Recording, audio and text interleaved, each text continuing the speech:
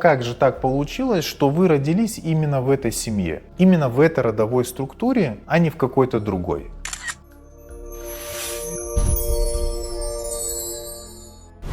Представьте, что вы чистое сознание, сознание вашего духа. Для того, чтобы это сознание проявилось здесь в материальном мире, ему необходимо уплотниться. И вот это уплотнение должно происходить по определенному алгоритму, по определенной структуре. К примеру, сознание вашего духа можно представить как воду. Она текучая, может принимать определенную форму.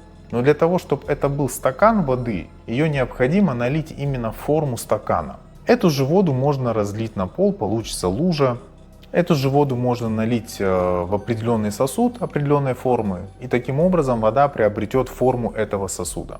Вот родовая структура или родовой эгрегор, сущность рода, или, как я еще говорил, родовой демон, он имеет более низковибрационную частоту, чем частота вашего высшего сознания или сознания вашего духа.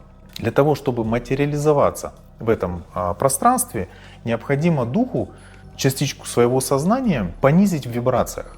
Таким образом, происходит договоренность между вашим духом и родовой системой, через которую частичка вашего духа путем вашей души будет проявляться в этом материальном мире, именно в этой родовой системе. В этой договоренности происходит интерес двух сторон. Родовому демону необходимо исцелить свои грехи для того, чтобы повысить свои вибрации, а духу необходимо получить определенный опыт, в котором он также будет расширяться и расширять свое познание бесконечного абсолюта, таким образом становясь более божественнее. Поэтому, когда вы слышите о том, что говорят, что душа или ребенок выбрал сам семью, в которой он будет рождаться, на самом деле это и да, и нет. Выбор происходил не с точки зрения нашего эго-понимания. Выбор происходил с точки зрения кармического следствия. До проявления этого кармического следствия происходил определенный процесс проектирования будущей судьбы для данной души, исходя из опыта, который ей необходимо получить в этом воплощении, исходя из обязательств, которые ей необходимо выполнить для родовой системы. Таким образом, рожденный ребенок в вашей семье, по сути, является ангелочком, который пришел в вашу родовую систему для того, чтобы вам помочь выйти на более высокий духовный уровень. И вот тут начинается самое интересное, потому что родовая система привыкла работать в неком своей модели поведения, и на базе страха начинает подавлять этого ребенка, то есть подавлять эту душу. Таким образом, в свою очередь, данной душе необходимо пройти определенный опыт, в котором она научится преодолевать эти трудности. В свою очередь, эти трудности закаляют и тренируют ребенка, но в то же время оставляют определенный отпечаток жизненного опыта. В свою же очередь, дух, проявляющийся через ребенка, оставляет свой отпечаток на родовую систему. Если новая душа рождается с сильной связью со своим духом, то она преодолеет эти трудности, выполнив свои обязательства перед родом, и сможет в дальнейшем развиваться духовно и получать новый опыт. Так сказать, высвободиться от вот этих родовых оков.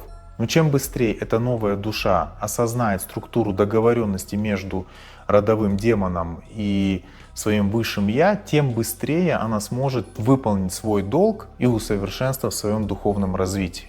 Чем больше вы в себе будете прорабатывать свои родовые привязки, тем больше вы сможете повышать вибрации вашего сознания, что будет быстрее приближать вас к осознаванию своего высшего я или связи с Творцом. Поэтому в саморазвитии, в духовном развитии наиважнейшим и фундаментальным является эта проработка собственного рода. Без отвязки от рода, без сепарации от родовой системы вы станете заложником этого родового демона. Одно из важнейших условий для проработки вашего рода является прощение. А прощение, в свою очередь, может быть только через глубокое осмысление и глубокое осознавание процессов, которые происходили в сознаниях у ваших предков. По какой причине они делали те или иные ошибки. Осознавание, что они это делали от неведения, что они также были в родовом рабстве, что в большинстве случаев все ваши родители и весь ваш род — это такие же жертвы вашей родовой системы. И там, где они не справились, вы обязаны справиться. Там, где они поступали неверно, вы обязаны это в себе исправить, потому что у вас будет тяга поступать именно так же. Там, где они поступали верно, брать себе это на вооружение и усиливать эти качества. Потому что вы являетесь именно тем продуктом, после которого будет развиваться новая ветвь вашего рода. Мы не можем взять просто так себя оторвать от родовой системы. Мы привязаны как сознание к этому телу, мы примагничены к нему. Единственное, что нас может отцепить от рода, это только выполнение своих договоренностей, своих обязательств перед вашим родом. Прорабатывая собственный род, вашей основной задачей должно быть через прощение высвободить большое количество частей вашего родового сознания. Таким образом, на вашем пути жизненном останется только сильная часть вашего рода. Только та, которая будет обязана вам помогать и вести вас по жизни для того, чтобы вы получили свой духовный опыт перед тем, как вернетесь обратно в ваше сознание духа. Прощение — это своего рода исцеление вашей родовой системы. Исцеление внутри себя как плода. Это не означает, что, простив своих родителей, вам обязательно надо возвращаться и с ними коммуницировать. Ни в коем случае. Потому что они еще не осознали. Они еще остались в той модели и не проработали в себе определенные отношения или ценности, которые им необходимо было выполнить в своей родовой системе. Поэтому, соприкоснувшись с ними, очень велика вероятность, что они опять вас заразят и вернут обратно в свою структуру. Таким образом, вы просто потеряете кучу времени и, соответственно, необходимо будет вам опять себя оттуда вытаскивать. Цель любой родовой системы — это стремление выжить и исцелиться. Поэтому ваша работа с родом — это своего рода ухаживание за больным деревом.